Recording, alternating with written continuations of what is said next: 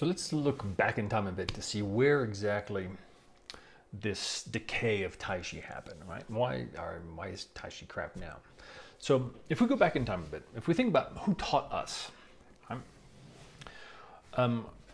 Most of our teachers, if they are actually American, or European, but even if they're Chinese, they've learned from their own Chinese teachers, right? So one generation removed, basically back in the 70s, is when you started having TaiChi either come into the US, especially through Chen Minqing, or you have students going to places like China or Taiwan to learn TaiChi. And so the question is, where did these people learn their TaiChi? And the thing to remember is that since the 50s and 60s, during the Great Cultural Revolution in China, one of the things that happened is that the Chinese government essentially codified TaiChi, right? So you have the Ministry of Sports and Education came in, and they essentially wanted to regulate TaiChi. So they brought all the TaiChi teachers together and said, okay, give us what is the official TaiChi form that people should learn. And so that's where you have the 24 forms, the 48, the 124, all these.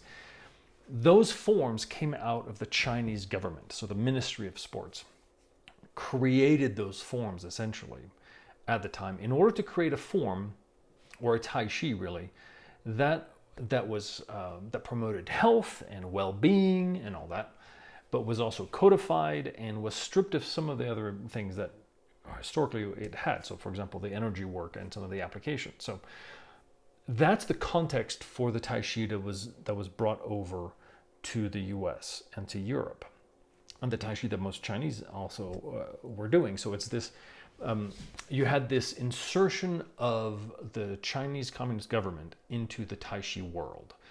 And the thing to remember is that, so first of all, those forms, those official forms, were designed for health and benefit, which means that if you're doing those forms now for health and benefits and all that, for relaxation, continue doing it. Again, this is not I'm not trying to convince people to stop doing these things. If that's all you want and you're getting benefits from them, keep doing them. If you're interested in some of the deeper aspect, this is where the problem is, though, is because those forms were specifically stripped of some of their deeper roots. Right? So you have within the TaiChi world, you now have an entire chunk of people who are doing TaiChi, but are doing the official Chinese version, or they're doing a form which has been influenced by the official Chinese versions of TaiChi, right? So some of the skills that were present in the older forms of TaiChi have been removed. So you have teachers who come in and teach TaiChi, and they go, this is what I've learned, this is the 24 forms, the 48. And as far as they're concerned, that's TaiChi, and they're teaching the official version of TaiChi, without knowing that at that point in the 50s, chunks were removed. So they don't even realize that there are chunks that are actually missing. As far as they're concerned, they are teaching TaiChi because it looks like TaiChi. There's soft movement. There's names that you can recognize. So they're going, okay, this is TaiChi. You can look in the books, in the TaiChi classics, and they talk about these particular forms. Those names are in the forms that I teach. So it's TaiChi, but there's no acknowledgement that there's this disconnect, right? Where with the official form, it doesn't mean that all TaiChi was cleansed, right? You still have older roots. You still have people who had teachers who still maintain, usually in secret, some of these older roots, or their teachers are from Taiwan, where this Chinese community that escaped the Communist Revolution never had to deal with the official Chinese Communist Ministry of Sports. So the forms that are emerging out of Taiwan don't have that filter that was placed on them, right? So you don't have that 50s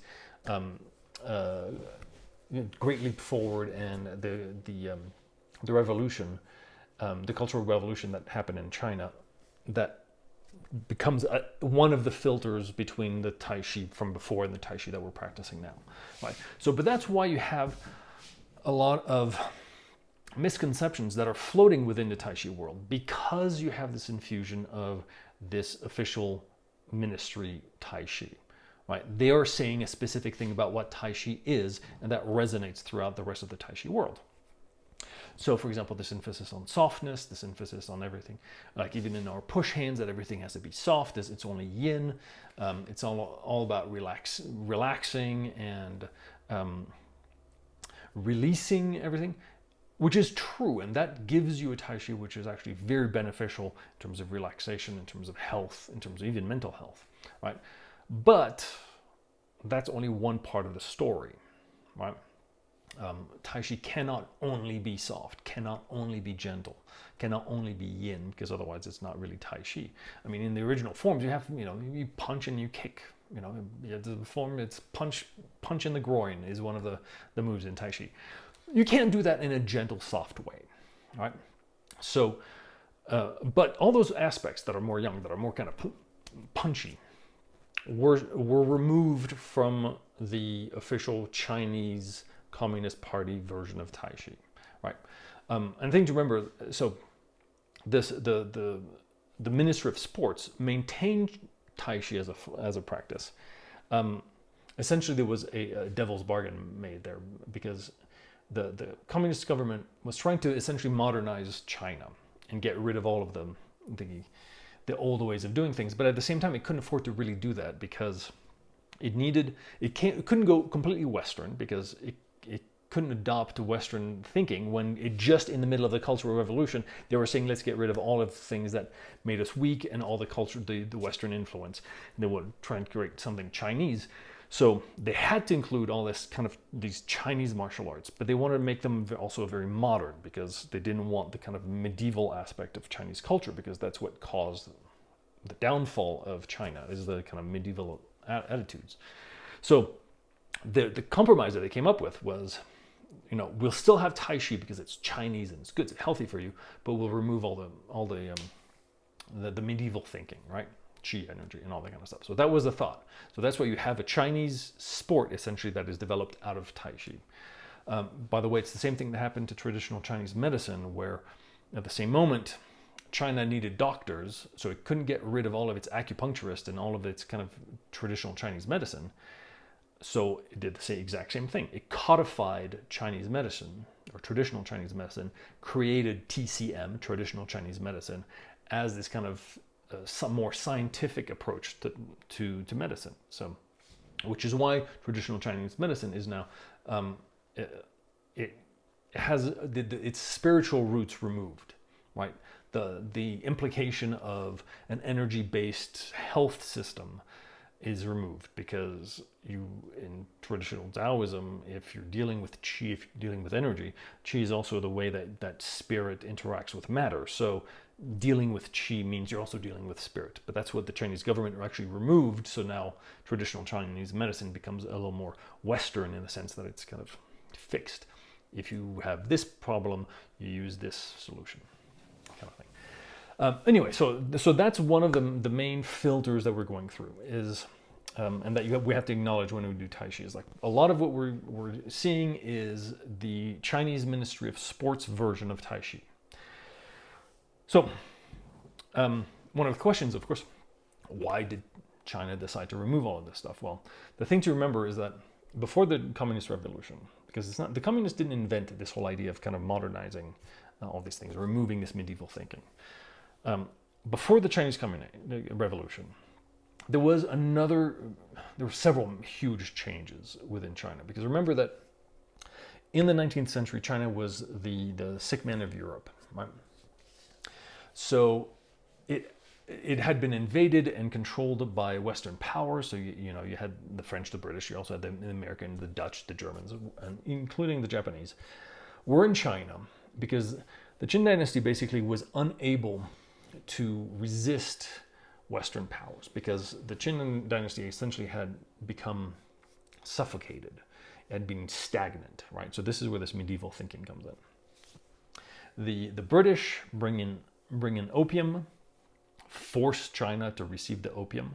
So China is just basically a giant mess. They had a civil war earlier, which was actually the largest and deadliest civil war in world history.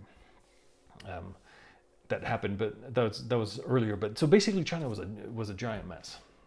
So there was already a large portion of especially the elite population, educated population, who resented this fall of the Chinese Chinese empire and Chinese culture in general, right? Because they were faced with Western powers and like, We have nothing to answer to this.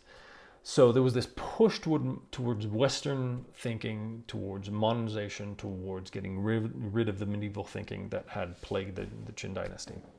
And that's why you already had this push towards, first of all, physical health, as in exercise. So there was a push towards adopting these Western ideas of a healthy body, a healthy mind and a healthy body. So you had this push for national health. So this is at the turn of 1900s to even 1910s and 20s and 30s, right? You had, because you had the government that was trying to the Republican government, right? Republican as in the Republic after the empire, that was trying to promote these ideas, right? These kind of more Western ideas of health, which is, so again, this is why you have this push for martial arts as health, right? So health, TaiChi as kind of developing then the health benefits that you get out of TaiChi. But there's also this push against, like I said, the medieval thinking, which is where Qi and all that comes from. And the reason why a lot of this kind of internal work got de-emphasized, right, while the health benefits got emphasized, is because in the 1900s there was the Boxer Rebellion. And that's the other thing to remember, because that's one of the main filters. So between the Communist Revolution and the Boxer Rebellion, these are your two main filters that you have to think about when you talk about TaiChi. Because the Boxer Rebellion was essentially all the martial artists were rising up against the foreign invaders, the foreign occupiers, right? And the boxers were essentially, it's not just martial artists, because it's martial artists in the traditional Chinese sense. And traditional martial arts were always tied to a certain spiritual practice or religious practice, which is why when the boxers rebelled and fought against the Western powers, they were invoking essentially the spiritual side of martial art, saying that there will be an army of 10,000 ghosts will rise. All the past martial artists will rise up from the grave and come and help the living. That there was going to, that their Qi powers were going to protect them from bullets. That the gods will come and intervene and help the boxers in their rebellion. And that didn't happen. The boxers got destroyed, right? So when you think about that, there's two things that happens. One of them is you have all of these martial artists who literally get killed. So you have entire lineages and practices that are decimated, that are killed, that end there, right? But also psychologically, it means that all of these martial artists were proven wrong, that they didn't have special Qi powers. Their Qi and all this spiritual practice did not help them and did not protect them from the Western invaders or Western occupiers. And that's why you have this idea that sets in after the Boxer Rebellion in 1900 that Chinese culture needs to get rid of its medievalist mindset, right? That's why you have both the Republican government after the fall of the Chinese Empire, the Qin dynasty, pushes for that. And then you also have the communist after that. So after the civil war that between the communists and the Republicans, you still have that idea in China of the separation between New China and Old China. Old China is the one that was defeated, that was medievalist, that was superstitious. New China, that was going to be born out of the fall of the Qin dynasty, is going to turn towards the future, and that's why you have things like the Cultural Revolution and all that. But it's important to remember that even the Republicans, even so, it's not just the communists, even the Republicans themselves were also pushing for something like that. So you have essentially 30 or 40 years, if not more, of culturally a bias against all of that, against kind of the Taoist mysticism that was embedded in Chinese martial arts. So by the time you get to the 70s, right, when TaiChi starts being taught to a Western audience, that's 70 years of repression. That's 70 years of actively removing some of these deeper aspects in Tai Chi, right? Making it into a health practice, somewhat of a meditative practice, mostly in terms of kind of clearing your mind and being relaxed, right? But it's 70 years of forgetting. It's 70 years of removing the roots, and purposefully removing the roots, and purposefully forgetting the what made Tai Chi what it is, or what it should be, right? So those are the two things, those are the two filters that you always have to keep in mind, right? Whenever you're doing Tai Chi, you have the official communist government in the 50s and 60s filtering that Tai Chi, removing anything that is a little too weird and wacky. And you also had, after the Boxer Rebellion, you had this rejection of kind of the mysticism that is around Tai Chi and Taoist practices and things like that. Right. So the only places where you have these roots kind of show is on the fringes. Right. It's the individual lineages where you can see that somebody kept doing it in their backyard and taught a few people, and that's why there's only just a few people doing this, esoteric form of Tai Chi somewhere. Or it's through Taiwan. Though even in Taiwan, you still have this bias against the kind of medievalist attitudes. So Taiwan is not pure. It's not saying that anything coming out of Taiwan is the original real thing, because the Taiwanese had the exact same biases. After the Boxer Rebellion, turn against the mysticism of classical martial arts. But you didn't have official oppression. So you have the lineages coming out of Taiwan have more roots, I guess, in the old traditional ways of doing Tai Chi. So those are the two giant filters that we always have to keep in mind when we're talking about Tai Chi, and why even some of the writings that we have that date after the 1900s, so after the 1900 Boxer Rebellion, the writings that we have about Tai Chi are often about justifying Tai Chi as a health practice in and of itself, right? Instead of having this esoteric and mystical background, it's saying, this is why you do Tai Chi, because it will make your health better. So it's a defense of Tai Chi from that point of view, right? And that's what you need to remember. So when you're reading in the manuals, a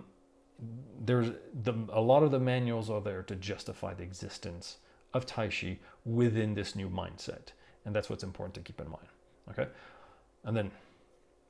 So this poses the question. So what was Tai Chi like before the 1900, before the Boxer Rebellion, before these filters? What should we be looking for in our Tai Chi practice? Knowing all these things. Okay. So that's going to be the next video.